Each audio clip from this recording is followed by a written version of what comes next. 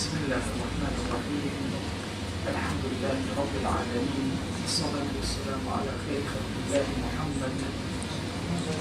وعلى آله وأصحابه الكرام وتابعيهم بإحسان إلى يوم الدين. ربنا أرنا الحق حقا وارزقنا اتباعه، وأرنا الباطل باطلا وارزقنا اجتنابه.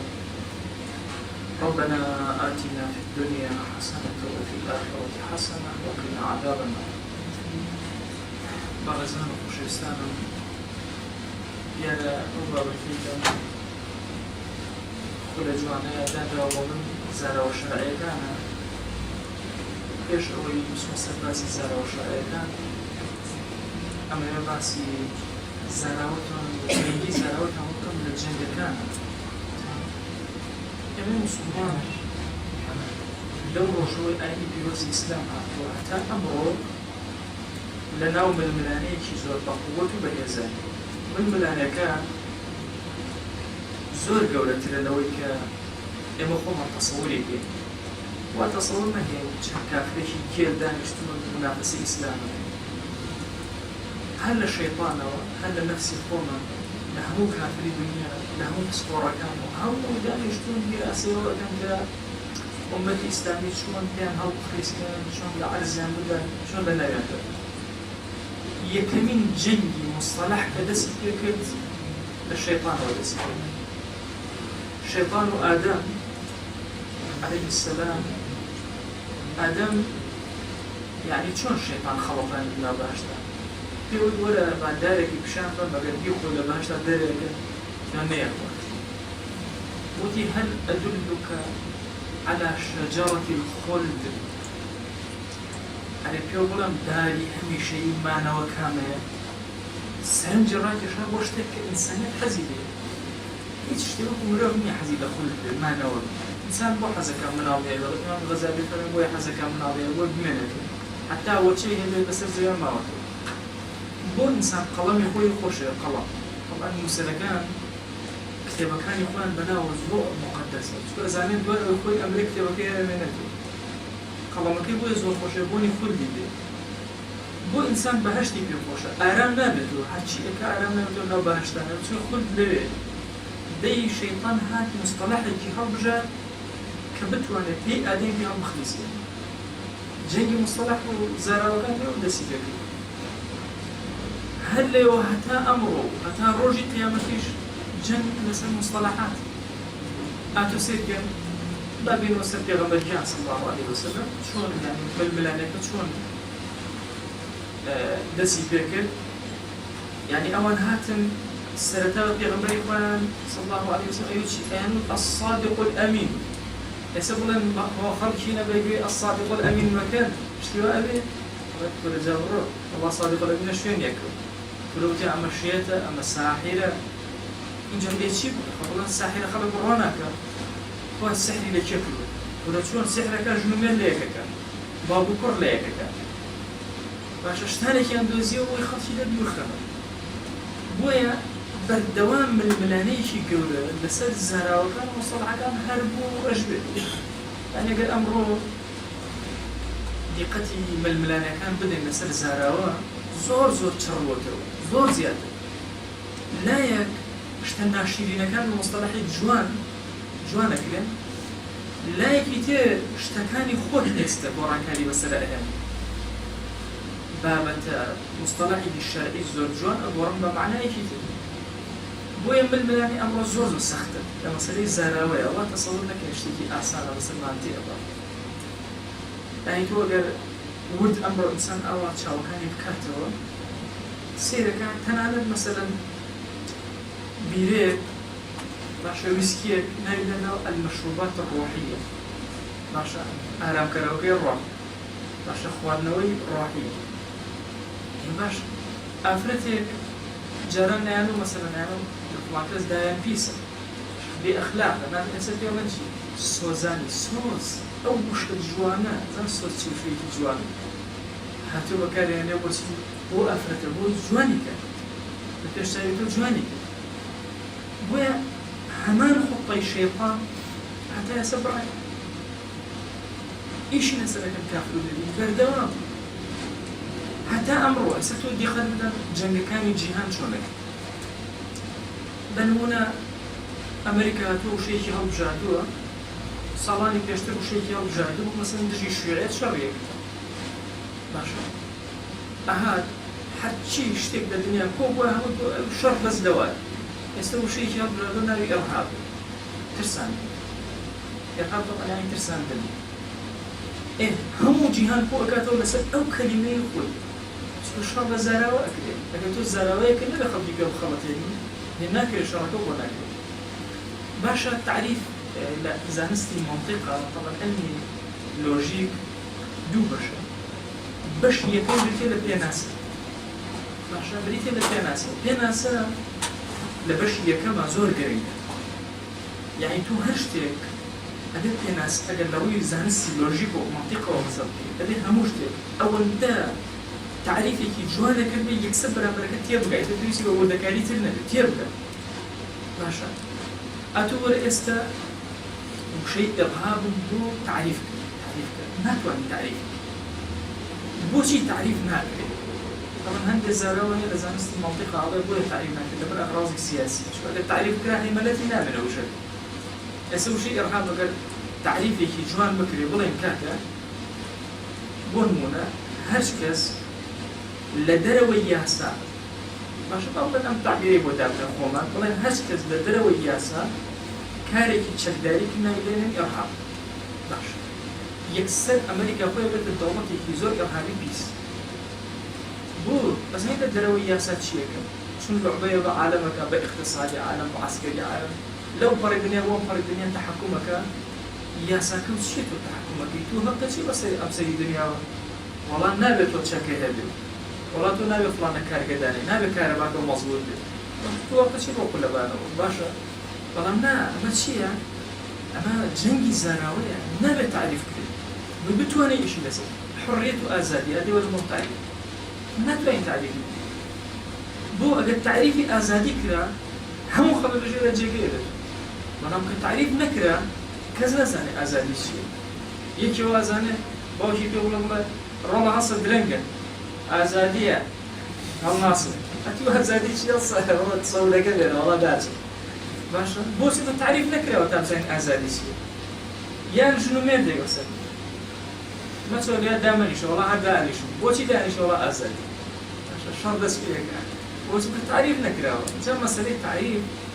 پێناسە زۆر گرنگە بۆیە بەشی یەکەمی زانستی لۆژیک طبعا دوو بەشە تەسەوڕات و تەسەوڕات هەموو تەسەوڕات لە زانستی لۆژیکە بەس باسی چیەکە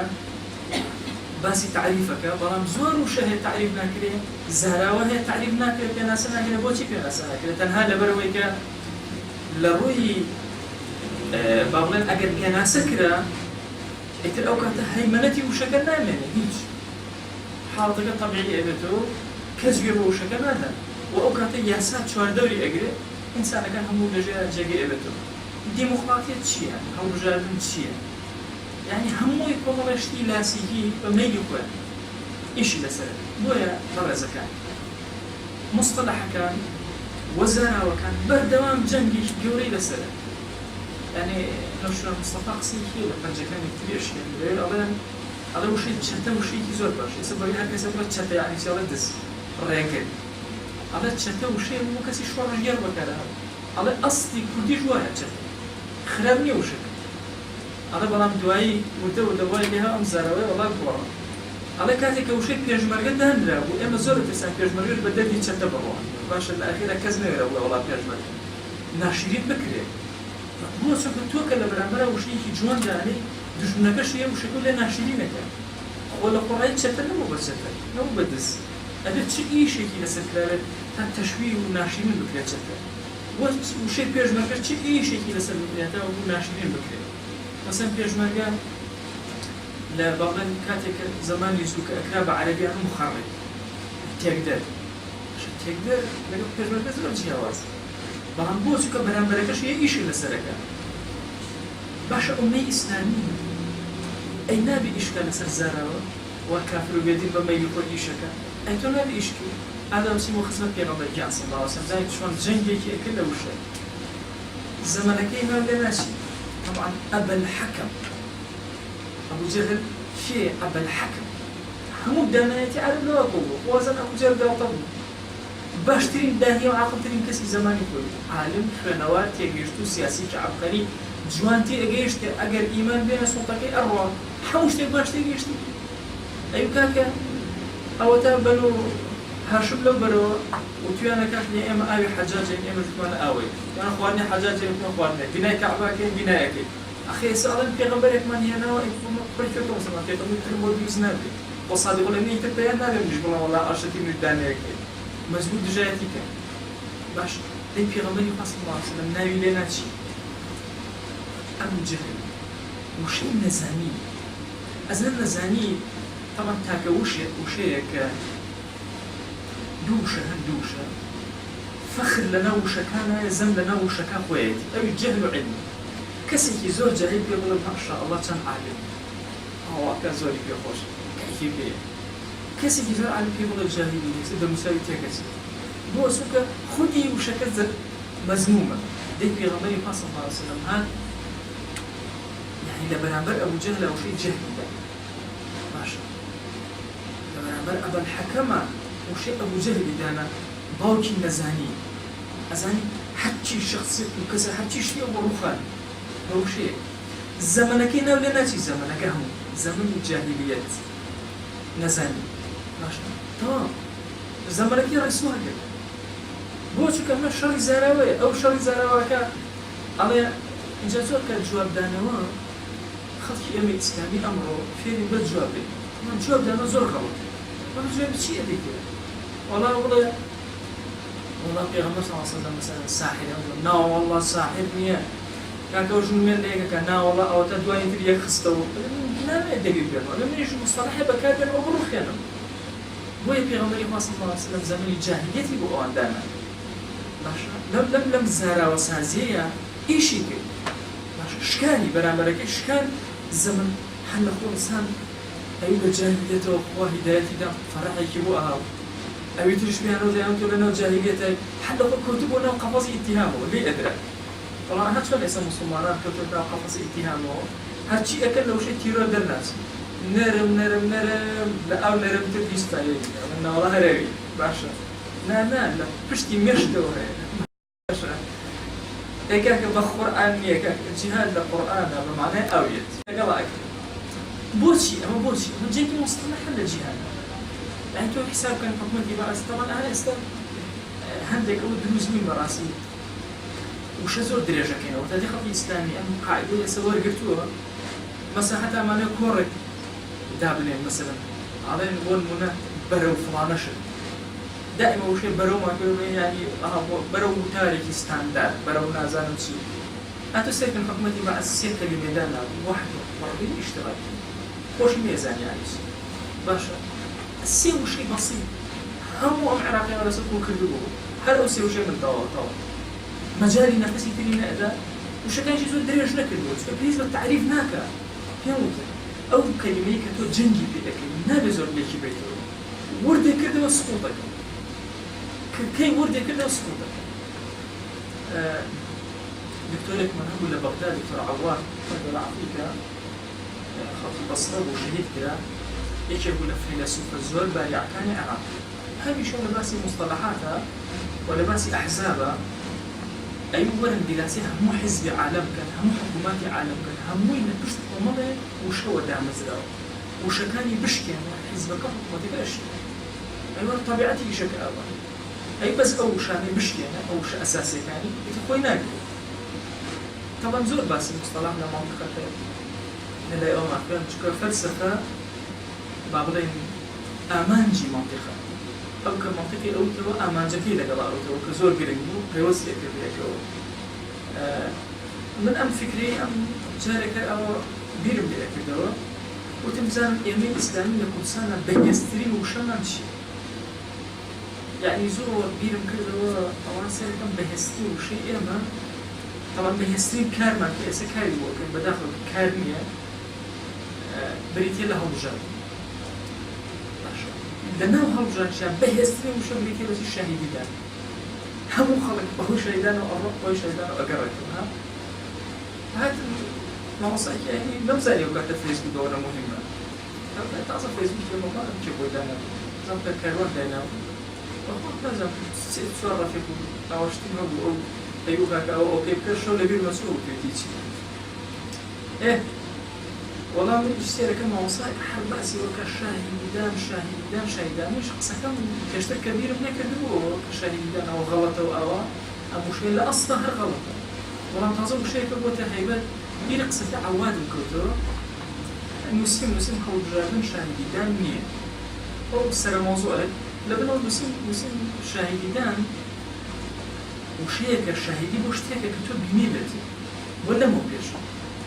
ئێستا ئەمە لەمەوە پێشی تیان نیە کابرا لەمەوە دوابێتە ئەندام بدەوە ئەم وشە لە ڕووی زاراوە غەڵەتە بەس باسی زاراوەکەم کرد وڵای تر چوون بۆ زانکۆ تۆ بەس ئەمە دنیا خوێندویەکیەوە بۆتە شەڕ و دنیا تەلەفۆنەکە وەڵان ئەو پۆستەر بژێنەوە ئەگەم لە هیچ دەرسەدەنەوە مۆبایل لەناو سیارە لەبێ دنیای تەلەفۆن هاتوو کاکە چۆنە گەشتیەوە هەموو کاکە مشەوەژ و ئینجا 300 مەلا لە شوێنێک بۆ بەڵێ شاهیدیدان ئەو بیتی لەوداوە نوێژە هەموو نەخێر نایگوژە بۆ چونکە ئەمە شەڕی زاراوەیە هیچ نییە زاراوەیە کە دامناوە ئەتوانم زاراوە بۆ گۆڕ بە زاراوەی شتێکی تر دروستەکرد نابێ قاڵم بگرین طبعا لە شەڕی زاراوە سبحان الله ئەم کێشەمان هەیە خەڵکی ئێمە ئیسلام ئەنیشت بە قۆمەڵە زاراوە هەر ئەوە لێ لەمان باشە ئێستا مەسەلەن زاراوەی سەلەفی ساڵە باشە سەلەف زۆر زاراوەیکی مەڕڵۆ وانە کابرای سۆفی سڵە کاتەوە لەوەی بڵێ وەڵام من سەلەفی ڕۆڵە تۆ لەبوو کە سەلەفی تریە وردی دیکەیتەوە بیرکەیتەوە بەس جورئەت ناکات دێڵێ بۆ چونکە زاراوەکە بۆتە چی ململانێ و شەڕ سۆفی کابرای سەلەفی بڵێن سۆفی مۆسیقەیە بەلاشەیە باشە ولا أبي تقول لهم كصوفي تربي أطلع باشا شو أنا أبي تقول لصوفي صدق ابن تيمية رحمة الله عليه كتابي كيف أنا التصوف باشا ابن القيم كتابه كان يختار له هم يبات التصوف تو شو أنا بقول التصوف دور كتو أبي تقول بلا مصوفي نكسر كيتو بلا نوصل كتو تقول هو تشرب زاراوة ما بس كم الجهكية أي خرشي مسلمان لبرامبر مثلا كافر بيدينا لزماني بيشوت شي كردو هاتو مصطلحي دروس كردو وشي ملحد وشي مشرك وشي كافر هو ما القرآن ما هاتو مثلا بوز شي أمانة هاتوا أو شالي هنا ولا برامبر كافر تصديق منافق مثلا فاسق هاتوا داينا وامي شر مصطلحك شلون أولى برامبر مناشرك أبيش هبرماش ولا برامبر أو جنگي مصطلحي بقوة لبرامبر هل بكانا بۆیە برای خوشکانی بەڕێز مەسەلەی جەنگی مستەلاح زۆر گرنگە ئێمە جوان چامان کردوێتەوە بەخوا ئەلەم وەزعی کە ئێستا ئەگوزارێ وەکو فلیم ئاوهایە فلیم ئەها جای وایە کەسی وایە لەبیر دەچێتەوە ئەمە فلیمە ئەمە چۆتە ناو فلیمەکەەوە باشە ئەو بوومەرەزە یەکەم کە ڕوویە بوو ئەحمەد ئەسعادی کوڕم سێری ئیفلام کارتۆنی کردبوو هەمووی ڕای کردبوو ئەو ڕای نەکردبوو أسأل بس شو رأيك في الجوانا؟ وزي زود بخيلة جوانا، كم سي تلفزيون كانوا كذا زي وحشة قاتشيا وبعزها زي كقارب وأموي زي وهر أوي. كل ده وصل كتير أوي. هذا زود مهم تلوه كم ولا زبوة يعني بقول شو كذا إفتح كاتورا. باشا. زي ويا كبرسي وماضي شرائعتي وما تقول أنا ما بتقل يا مارا جلس مادي نازل ولا ما بقول نقول نفلي مكان. وواك برا جنجي أمور جنجي زارا ومصطلحات يعني تبير كده وشيء شيعة وسنة أصلا. على السنة أو كسيك على السنة فعلا سنية. نميجك، نديني، حج. هذا والله سنة. ماشي. هر نازل السنة. كابريت اللي بروا على الشيعة. هر نازل الشيعة. دائريه السياسية من نبيت. ماشي. أبي تريج دائري. ماشي الشيعي. حسيني. أنا والله حسيني مطول بني. ماشي حسين أو خطيب كشتو. حسين أو جندل. أو خطيب كاول كل دزمو. والله يا حسين زيني بتاكل سرب. باشا. إيه باشا هي هوال. أنتوا هو المصطلح بكارين. هو الخوي الجوان كان. ماشي. أقول ناكل مثلا. ها بيقول والله كافي كان من خيام رجل. أو كيف يعني؟ حزبي خيام رجل كان كسبي ذاك. باشا كان دلقان كسوي لنا كسوي لنا ويا برزة كان إما بالمنانيش الجولاين نەلە ئاستی کوردستان و بچوو و زاراوەیەک و دوان و چەند بکەینەوە جنگێکی زۆر گەورە بە زاراوە لەگەڵ ئێمە ئەکرێت ئێمەش بە زاراوە لەگەڵ بەرامبەرایەکەین جنگێکی زۆر گەورە زاراوەکانی ئێمە تێکەدات زۆر تەبیعی زاراوەکانی ئێمە تێکەدات اینجا هەموو ئەو فەهمانەی پێیەتە هەرێمی کوردستانەوە بە سەقەتی بە زاراوەیەت باشە کۆمەڵە زاراوەیەت مەڕموو شتێکت بۆ دروستەکە ئیتر غەڵەتیشی تیا بێتە دوای نازانی شوێن ئەو زاراوەیە سەدان غەڵەت لە پشتی زاراوەیەکەوە ڕوو ئەکاتە هەرێمی کوردستان بە نمونە مەسەلەن ئێمە پێیان گیانی گەنج بوون کە سەلەف یعنی دەلیل کاک بە سەلەفی تەواچکە دەلیلی بەقووەت هەمومان قبوڵمان دوای کۆمەڵە شتی زۆریان پێکردین هیچ دەلیل لەسەر نەبوو کەسمان نەمان دەلیلەکەیان بخوات بە نمونە مەسەلەن هەمومان دەنگمان نزم کردەوە پێشتر دەنگمان بە زیکرمان لە مزگەوتنەوەی بەرزەخدەم هەموو دەنگمان نزم کردەوە کەسمان نەماوە دەرێ باشە حەدیثێک تێ لەسەر پێغەمبەر مەسەڵ دەبین نزم خوێندوێتی هەیە نییە باشە بە حساب خۆ ئێمە فێرقەی دەلیل بوو بۆچی ئامادەیەوە بەڵام چون ئێمە شوێن زاراوە کردین تر گوێمان بکەنەوە لەدا بە زاراوەکە لەسەرەوەی دەلیل دەلیل هەشتە قسەی ئەوان دەلیل دەچێت کەسی بۆ خۆمان نەماوە دەلیل دەچێت صدان فكري دخيل بوهري كردستان اللي يبزن دليل شيء هم يقول اللهم ربنا دعوة الدعوة مثلا الدول قامته بدعته هو أساسيا ما كان توزن دار بوته يسمى مقالة بس يسمى توزن هواج بوته ماشى يكز دسي برزنا كده يكيد دسي بس كانوا أمور رومانية كده بدعة شيء ماشى في النار ماشى يا ماشى الدليل كده شيء يقول السلوى يكيد بدعته منه نش ما نبرسي شيء يعني بقولتون كنا نبدأ إليك وين لبشتي يعني كومالي وشوا تمام هموش تك شارع وزو اشتيته اشتي بابتي فقهي اصلا بابتي فقهي باي ولا بو كيما دعوه لسركي يعني ببير ما كان جيكات ولا مزقوته همو بلما لما شلون او كتب بتزنبو خويا وقت في رغزور نواتك قهمي او يجي بيت انا مزقوته بفرق لسه قبل انا مزقوته زي درسي فاش او زمان او هاو ايه طبعا شلون أمبرا تأثيري بخنا سلوانة أشوفنا بخنا نيوجي أنا كيف والله طارج جنجا عشان أنا بوسي أنا نيوجي أرجعت بوسي أوقات سنة شلون سنة والله كان كسنة أبي أوقات كيف بنجا وجونا سيشوار شيء أي زايد طاو وسنة دي نجات ما دو عشان أي باشا أم جنجا فقيرنا إذا دليل شيء أنا إذا يشت شيء أو جوايا إن جاي كترها أو جبيه أو أو ترى لبشتي وشيكوا همو كوبينو نشمع زاني ودهاني وشهيس وين برازل يعني أم جنجا نطلعوا أبي نكو تاجي أبي أبتيه بجين هندي أم جنجا نفلي مفلوم زورتي نوما يعطوا قوي بوسك أمشتانا أرون هذا زمنك يعني نانا برواقع الناس زمني كرسل باسي ديمقراطية عن روتن جيجو دامار تون أسأها كسي الشيوعية بدنا نروح يشتا شيوعي يشتا توتوزي وصل والشيوعي زور زيدو لسا بس شيء هذا ولاتي ما شيء بهذا بخوام ما يتجه هو يبيه مدة بروك روح يشتا لسا أو بزمو ماري توتوزي صصراه في جبيه ويبردوني قبل هيك بدا أول دائما تفنجي شيء كذا شيء يعني يجي زور زمان داري شاش للشر مصطلحها زور كسبيان وتحكم أخواتي خاطر لله كي كم سلاح وشد لايب وأمانة شلون كم صار كل هذه كل أمانة إن كان كل هذه وخو أسيج مشكلة كمالية ولا نام قوي خو كل يقول لك هذا الشيء أمن العمود إنه دائما خلي كليبار وعالم بوناوية وما كل هذا شوي كيف الكوش سلاح رفيقة لا زور عقله رجع أوصيلك دوتي أبارني حاجي فلان يوم ما دي أسنك كما أسلاح وبيه باش إن جدوي كاك جنجك ما دي أسنك ما دي أسنك وما تحيبت أسمعك لا جاي مصطلح أول بيان ترك باش بهي قوشة دبروا لبرامبر همكو هجمة فكرة يعني كروء كاتتو أبي توج بيكم ولا هجمة زور جوانا تري وبرامبر نكهر دفاع كي إكسبير بدفاع نتواني درقنا جارك لو جنجك للسلامانية لهولير والله بلو سلامانية هاتي وكي والله ما وصلنا زور إشكال مثل الدين والقرآن وقوانا هاي تۆ توانی جوان بێتەوە نازانم ئەتوانم یا ناتوانم بەڵام تۆ فیکرەکەوت چییە؟ من مەسیحی وتم زۆر باش دەوڵامی بڕیش شکار لەمە لەسەر مەسیحی بزانم توانی جوان بێتەوە ئەوم لەبیر بێتەوە ئیسلام نەوە عیسا عەلەیهی سەلام چەند کەسی زیینی زۆر وتمەوە 4 کەس زۆر نەوت دوای وتی وەڵام من مەسیحی من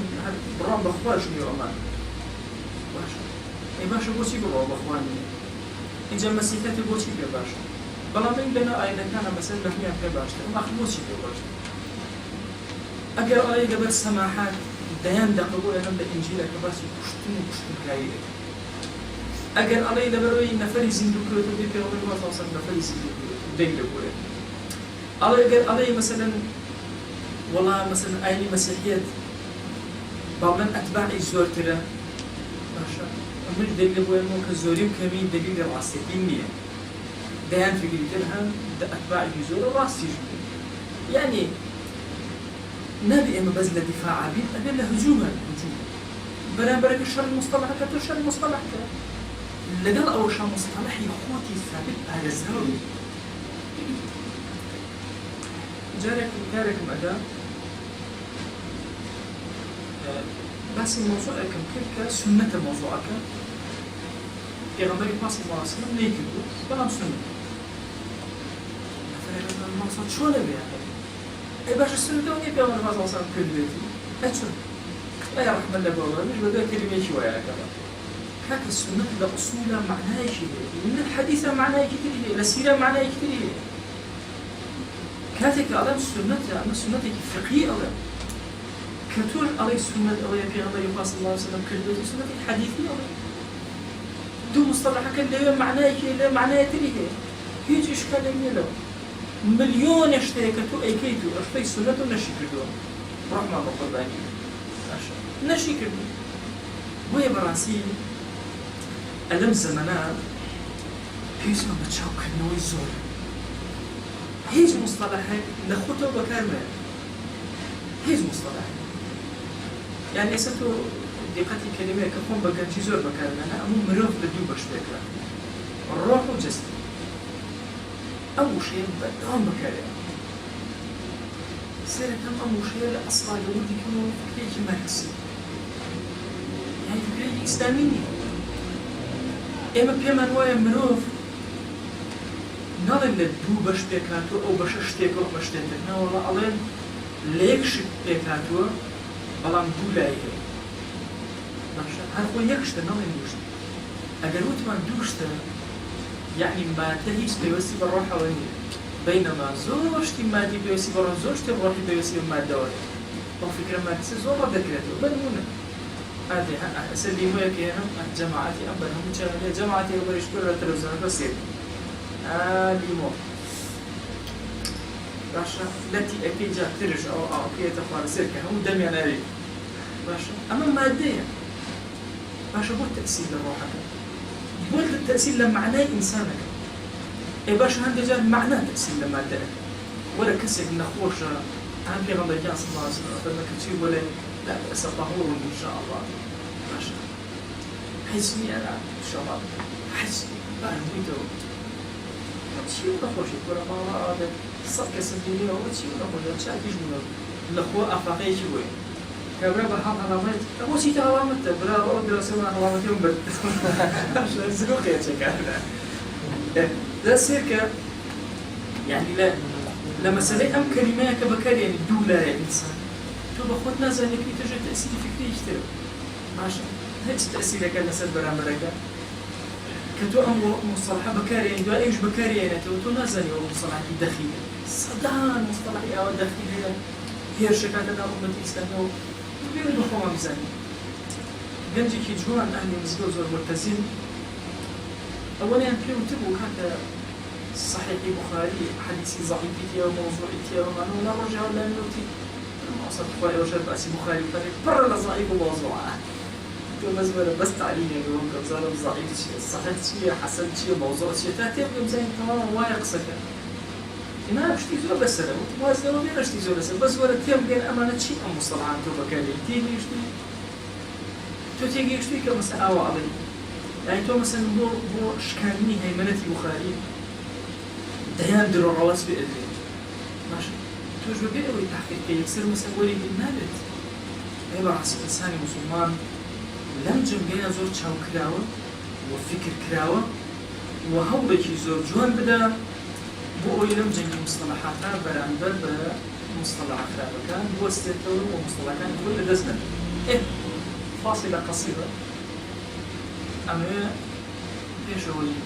موضوع إنزال وشاركان بس بيكون مش دوامي وتاركة أما لقد جنابنا مناقشة أو كم نرم هيك مصطلح بيبلا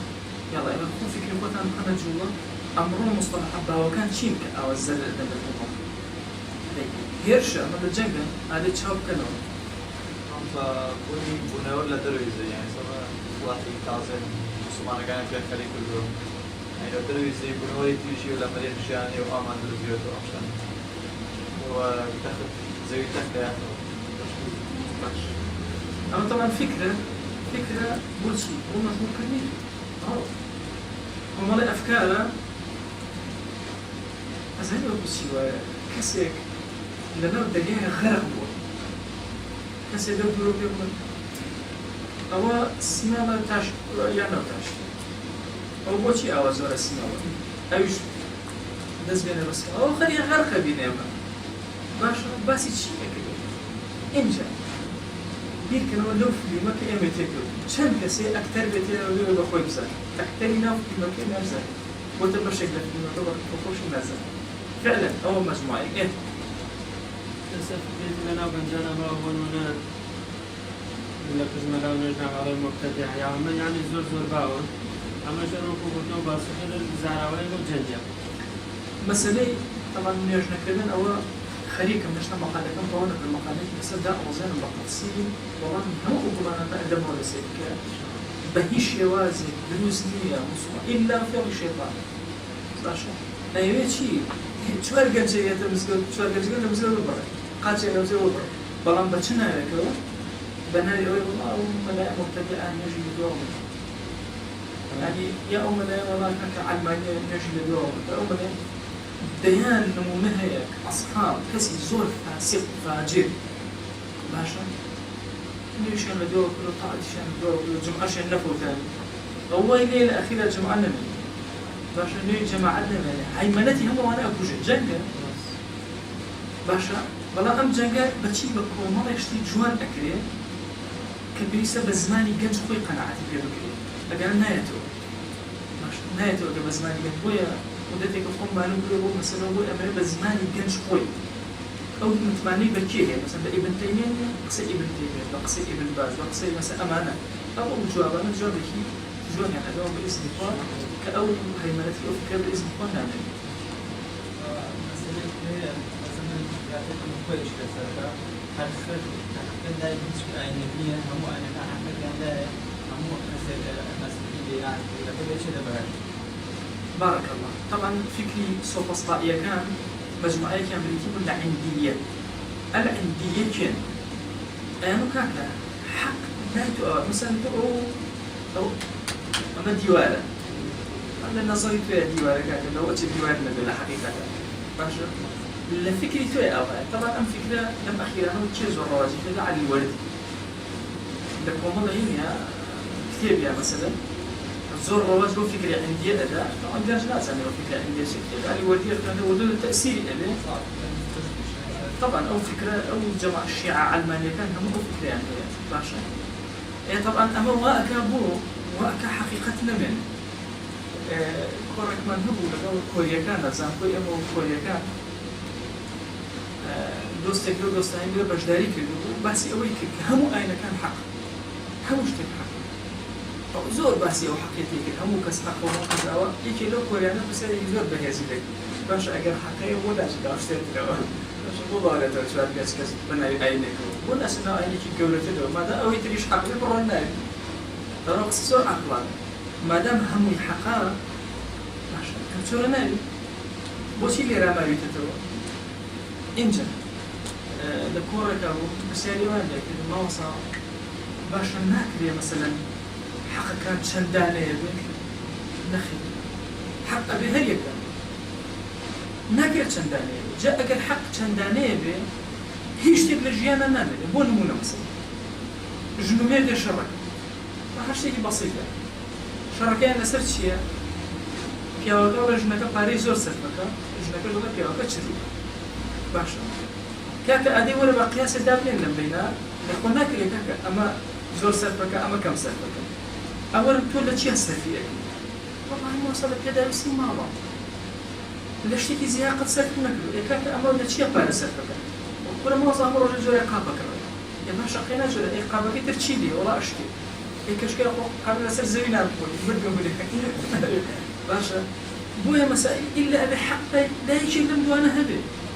ناكر يقول والله هردو كان لسر حقا هردو كان لسر حقا هيج لا منه تبع يا ما ولا بشوف نزل شيء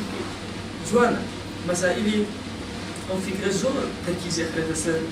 والله القرآن هاتوه ماشي يهود ونصارى اسمه نو مثلا نو باش القرآن مش القرآن مش بوتين وسنة جهنم شيء ليك بويا ابن قتيبة كتب في مسوى تأويل مشكل القرآن تأويل مشكل القرآن هندك آياتها هستكي وهستكي جوري لك إشكال هي باش كل حقيقة إشكال نية وتشوف كل آيات كان فيك وبرعي بس هلا حديث شيء أو غير زور كذا بنا وأنا القرآن أنا على شيء أنا مثلا أو حديثة والله كذا أو عكسي أو حديثة ده آية تقول أنا مو حديثة أو عكسي آية شو اللي قال يكتب همون بيكرو متكامل نحية هيج عكس آية كان ثانية وهيج نقيض زي النواني أنا سكون نقيض وعكس ما مصطلحات منطقية أبي بيانسي منطقي شو شلون تنظيم كده أبوي يصير كم مثلا كتير شيء أويا للسيلة وفايبر مثلا بس يهود جارك الله شيء الله يهود أأنت قلت اتخذوني وأمي إلهين اتخذوني وأمي إلهين يعني أو دقيق على ذلك كل زين مالية أفرمي لشوينك وتوت مثلا منو دايكم بكنا إله يعني مسيحيات شيء دوخ ولا برسم شيء دايكي لقب شيء لقب عيسى لشوينك أفرمي إن الله ثالث ثلاث وأني خواییکی که لسیدانه کیه جبرائیل عیسی خوای دایکی تانی باشه لشوین اکتیبان الله چی بس عیسی أبرستن باشه چون نگشتیه بلام كتو سيرك إلى مشكلة القرآن سيرك سي فرقي زور جورا لما يجوي مسيحية لهم يكيان ويكيان ماشي كيس فرقي تريش مدروز سيرك إلى القرآن مثلا تقول والله كان في القرآن غلط يجي على كوا مسيح أويتيه كان كتو سيرك يجوي مثلا كتشاو كرو دبزام آيات النكوا على مقارنة لقب إيه شيا شونا وهكذا أول طبعا مسألة بوني همو فرقة كان لسر حقيقة فكري عندي زور خطر مش كوايدي حج سيدنا منتو سبون هنا كان حمزة على كاتي كان على السيارة مثلا شوارطاي لما لا يتو شوارطاي السيارة يقطعي ولكن كوا يقطعي والله السيارة بيو طايشي دولة لكتو شو قرعتك باشا على كابرا جابه یکی زود دروزن بود درو مبلغ اجزایی چون دیگه دروس است حالا دانی که اوتی دانشتی و آن قوان که جماعت جمله برای زنه و با اسمان حالا کنده درو بگه زن چیه کم با اسمان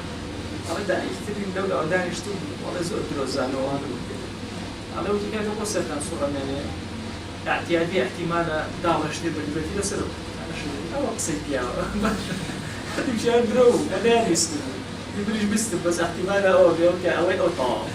هذا برو مسائل حقيقة لا يك مجموعة بذكروا إن الدين عند الله الإسلام إن الدين عند الله الإسلام لا يخوض الإسلام برا إثر أم لا ولا ينال إثر يكيب تفسير الإسلام بوكا بالسلام ويكيب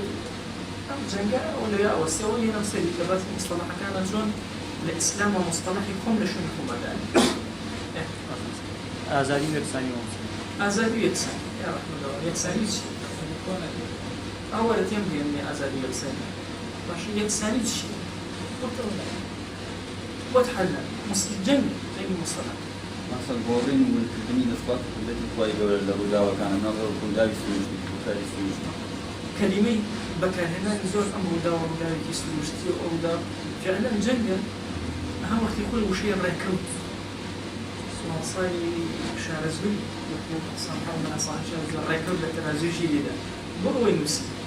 ئەو بەسە تەمان لە نەماوە ئەوە سەکەرەکرا بە سێریا لە هەشتاکانە چی شتە ڕێکەوت دیکە کورە ئەم دارە جوانە چۆن سەوز بووە ئەمە ڕێکەوت باشە ئیجا ئەوی نووسی ڕێکەوت لە تەرازویشی لێدا ئایا ڕێکەوت ئەوەندە ژیرە هەموو جارە شتەکان وەکو خۆی دووبارەکەن باشە کە ئێستا دیراساتی نوێ هەیە یەک گەڵانیە لەسەر زەویە و گەڵایشتی چەند پرتەقاڵ هەیە لەسەر زەویە چەند دار هەیە یەک گەڵایداری پرتەقاڵ نییە لە گەڵای تر بچێت لەم سەر زەویە هو المصور باشە هو شاردنەوەی وشەی مصور سەد مصطلحی ئەوە بەکارێن ئادە جەماعەتی ئەو بەر ئەو دیو چی دام هەیە دەی ها جەندەر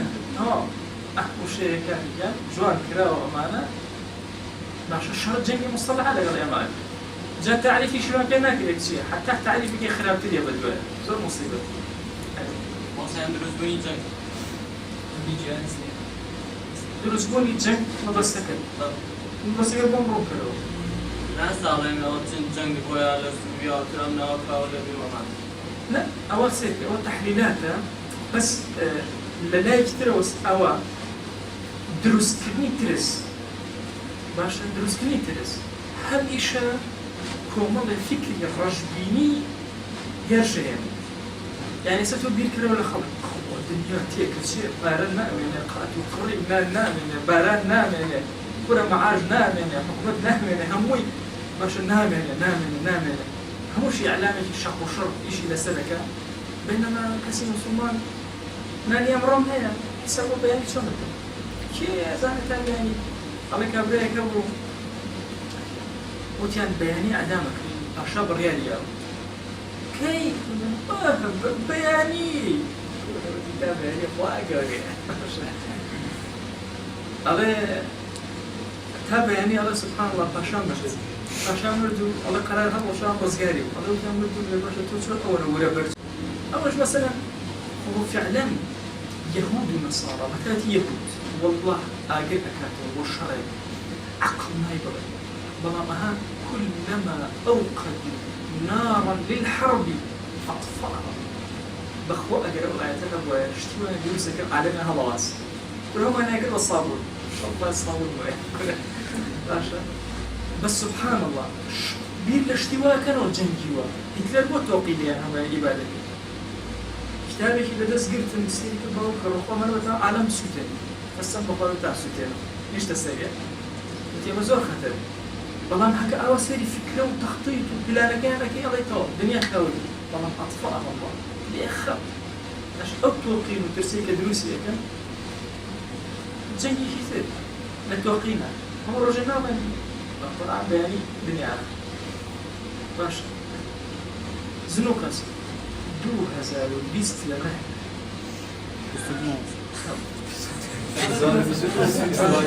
طبعا ئەوە من لە نەوەتەکانەوە ئێبیسیما لە نەوەتەکان نەوەسوتیان 95 ڕێک سەر مۆزوع ڕێک لێتە کاکە وتیان 2000 وتیان 2005 وتیان 10 هەر ئەڕاوی چیش بێ باشە هەر ئالاوەکە زیۆقی چ مسابقەی دەسەڵاتەکانی خۆی گەورە بوومە لە دۆشتەڵات ئێران دووسێران نازان چی یاکە باران نابەرێ و تیارەت هەڵدەسێت ناسا ئەم دوو خەڵێکی کاتێک خەڵی گەورە بێت و باران نابەرێت طبعا ئەمە لە باسی سروشتەکە و لە باسی ڕێکەوتەکە جەنگە لە جەنگە جەماعەتی ئەو بەر کۆنە پەرستی هاتۆ سێری ئەم وشە ئەو زۆر جوان دەستان خۆت و جەماعەتی ئەو بەر کۆنە پەرستی سێرکە ئەم جەنگە چۆن لەگەڵ ئێمان کۆنە پەرستی چەند ناشین لە وشەکە باشە دەی کاکوجیان گری مەروای ئەمە کۆنە پەرستی ئەوە لە سەگ بەڵ تۆ چەند تازە پەرستی باشە سێرەکەی تۆ سێرەکەی تۆ چی وەڵام من مەسیحی ێ باشە کامان کۆنە پەرستی باشە تۆ چی وەڵا کاکە من مەسە یەهودی ێ باشە تۆ چەند کۆن پەرستی تۆ چی وەڵا داودی لای چەند کۆنە پەرستی تۆچی وەڵا شەیتان پەرست براوە چەند پۆلی کەسی وەڵا کۆنە پەرستی یان هەندێک جار مەسەلەن تازە ئێمە بە شتێک ئیشکەین کە 1400 ساڵەوە پێش ئیشی پێکراوە تۆ سێرەکەی ئەو کەسێکەوە ئەڵە خۆی ئیش بە شتێکەکە نەک 1400 3000 ساڵەوە پێش 2000 ساڵەوە پێش طبعا هەموو ئەفکارانە یەتەوە جنگ لەناو فکرەکانە بۆ شێوازی تۆ بزانە ئەو مستەلاحات چەند تەئسیری کردووە ئەبێت چەند بە عەقڵانە دەیان ناوێ یعنی کە دانیشتن بیریان چ وشەیەک بەندە موسڵمانان باشە چۆن ئیشیان لەسەر کردووە لە کوردستانە هەتا ئەم وشەیە بێنن کۆنەپەرستی ئێمە پێ ناشنیکەن باشە تیرۆریست باشە زنوخمان بەرن ێ باشە وەرن تا ئێستا لە مێژووی ئومەتی ئیسلامیە ئەدەواتی تەعزیم بۆ بدۆزین هەر یەک ئەینا بەدانەیە مادەکە ێ باشە ئێمە هی مەسیحەتێ بۆ هێنین کاکە تابوتیان هەموو هەموو دزمارەوەیە لە کابرا ئێسەش ماوە دەورە تابوتێکی وای ئیسلامی بۆ بێت یەک شتی نییە یعنی خەڵکی موسڵمان تەعزیم لە خەڵکی پێدادە بۆ چونکە هەمووی بەم یعنی بەرمەجەیە نەیتوانیوە نەک زلەیە زیادە لە کەسێ بە وشەیەکی زیادە بە کەسێ بە پێ دایکی ڕەشەکە وتی ئینەکە امرؤ فیک جاهلی بەس ئەوە نەوتی دایک ئینەکە امرؤ فیک جاهلیە چەند خەتەرە چەند ئەو موسڵمان کابرای ترسان دەبێت لەبەرەوە ئەمانە هەمووی کۆمەڵە جەنگن بۆ ناشوەستێ ئەم جەنگان نەفەسی ئەخۆن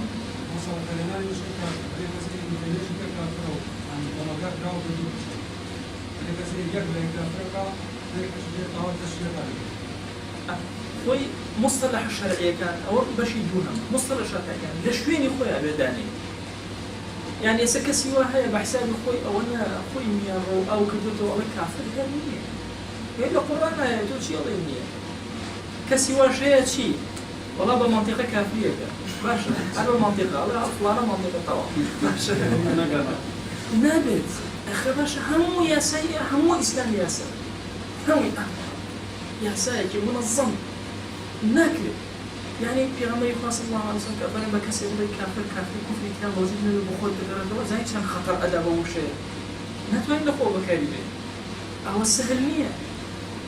بەڵام تۆ سیرکە هاکە کە سەهل ئەکرێ وهای لێ ئەکرێ سێرەکەی دزوتنەوەیەکی جیهادی لە دزوتنەوەیەکی جیهادی تر ئەکوژێت پێشی وایە مسلمان نییە هەر پێ وایە ئەوی تر مسلمان نییە بۆچی ئەوە زیادەڕەویە لەو شەکە لەم لاترەوە یەهود ئەو قسەیە کە مەلا حەمزە کرد یەهود ماشەڵڵا مسلمانی باشن یەهود لێمە نادوێت بە کەس بڵێن کافر باش کاکە بۆ ناتوانێت خوا پێی ئەڵێ کافر لەبەرەوە ئیلا ئەبێ ئەو وەسەطیەتی ئیمامی غەزالی باسی دەکات وان فەلسەفەی قەوام فەلسەفەی ئیمامی غەزالی هەموو فکری غەزالی لەسەر قەوام دامەزراوە وكان بين ذلك قوام أو فلسفة قوام يعني وسط نێوەند شتەکان وەکو خۆی باشە هەموو شتی وەکو خۆی دابنێ ئێستا بەنمونە ئازایەتی سفەتێکی باش نییە ئەبێ زیادەڕەویتیە خراپە خراپە ئەو سفەتە جوانە باشە و بەخرا باشە خێر و خێرات خێر و خێرات زیادەڕەویتیا کە بێتە ئیسلام زیادەڕەوی زیادی ئەبێت تەبذیر باشە یعنی هەموو شتێک ماڵ چەند جوانە بیبەخشی خوا چەندی پێخۆش دەی زیادەڕەویتیا بزانم بەر ئیسلام و تەبذیر ناوە بۆیە فەلسەفەی قەوام زۆر گرنگ هەموو شتانەوە بۆ ڕێگە خاتەوە و هەموو مستەڵاحەکان ئەخاتەوە شوێنی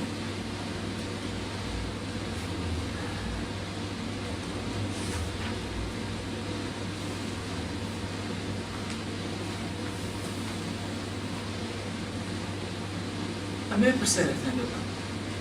ئێمە ئێستا هەموومان جەنگی مستەڵاحان هەمووشمان لەسەر گەنجێکە بینی ئەڵێ ئەتەوێت چی بکەیت حکمی خوا بێنمەوە باشە ئەی ئافەرن دەست خۆش بێت حکمی خوا چی ئێستا ئێمە هەم لە مخەیەلەی هەموومانە حکمی خوا چی چۆن ناسا چی وەڵایەکێ دزیکە دەستێ بە ئەی ڕەحمەت لەبەوە بیر ئەمە یەک دوو وازینایەکرد داکاریەک باشە سێ وەڵڵاهی ناسا ئەگەر یەکێکی کوژ ئەکوژین باشە خوا جەزای ئەی چوار عرەقی خوارد داکاریەک ئەی دەکوژە پێنج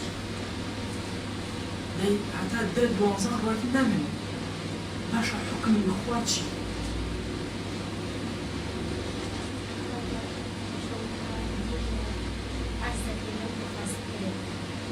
واتێ ناگەم کچی ئەم مۆبایلە ناهێڵێت تۆ خۆشت دایە کەسەکەی بەرز کرد عرضکردنی ئەم دینە بە جوانی لە قسەستکردنی چونکە ئەگەر ئێمە بە جوانی فەرمیدی خۆی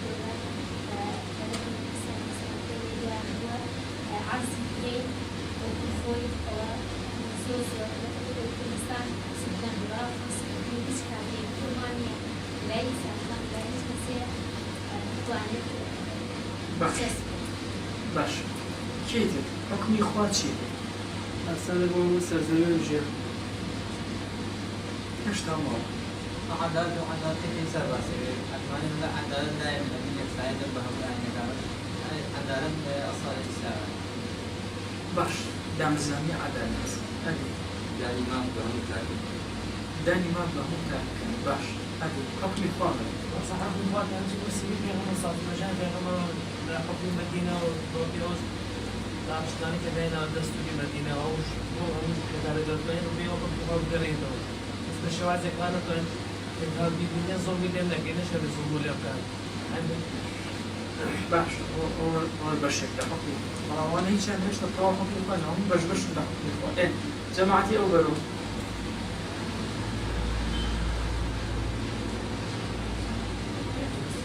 هێشتان هەیە ئەو بەر ئەدی حکمی خوا هێناسەیەکی جامع و مانەمەیە بزانن ئێمە هەر ئەڵێن حکمی خوا بیجێڕینەوە بزانین چی بکەین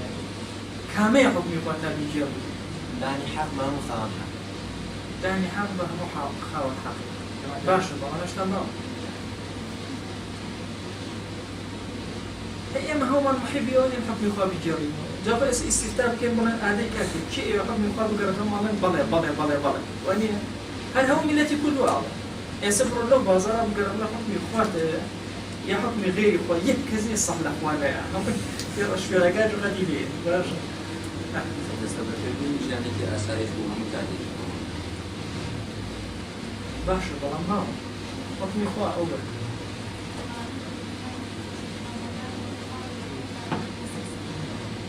من كان بخور دادوري سرزي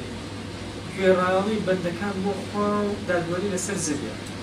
باشە هێشتا پۆزێکی ماوە البرلمان فجأة مستوى الاستواء والمشكلة بينهم فلا اختلاف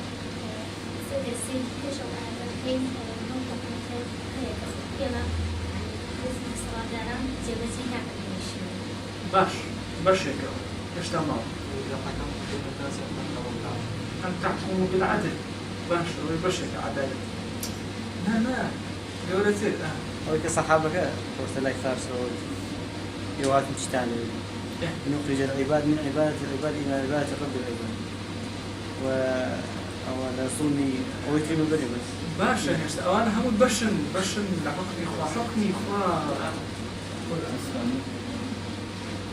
هەموو شریعەت دەکاتە حکمی خوا هەموو شریعەت کورە ئێمە حکمی خوامان هێنا و خستمانە بەس جینایەتەوە ئەو بەشێکی بێناوە دەست بڕەوە بەشی جینایەتەوە نهێنا تێکی جینایەت کەسە یا حدودە یعنی حدودی شەرعیە هێناومانە هەمووی مەقصودە ناو ئەو بەشەم هەموو حکمی خوا حکمی خوا ئەمەە نییە حکمی خوا وشەیەکی زۆر گەورەیە حکم الله لە کتێبی أصول فقه أفرمي حكم الله ما بس يشيء مثلا جامعة عباسك على حكم خوا بريتيا لا هر شيء كخوا خوي وتبت يان بيغمبري خوا صلى الله عليه وسلم يا علماء أمتي إسلامي دريان هنا بي مرادي خوا درخستي هو يكاد حكم خوا يعني شريعتي إسلامي هو حكم خوا هوي يا باشا حكمي خوا بو قورية أهم زان شر المصطلح أما شيء يقول هاي أول سوتة بسوكو أو كيوا يلك الدنيا من باشا وابزان حكمي خوا دزبرين وقاج برين وأماني برواقن كافر ويلي يعني مش بسوكو دينا تو حكمي خوا اختلاس ولذلك حكمي خوا زور قوري حكمي خوا يا سايبو تاك يا سايبو كومالقا يا سايبو بازار باشا یاسایە بۆ حکمڕانی یاسایە بۆ جیهانگیری حکمی خوا هەرم تۆسقاڵە نییە وەڵام دەسیە بڕمەوەوان ئەوە بەشێکی زۆر بچووکە ممکنە کەسێک زیب کە دەستیشی نەبڕن ممکنە لە دەوڵەتی مسلمانانە چکە شەرت و شروط خۆی هەیە جارێ ئەمەنەی شەرت و شروط هەیە بە چ حاڵەیە دەستی کابراگە بێڵێ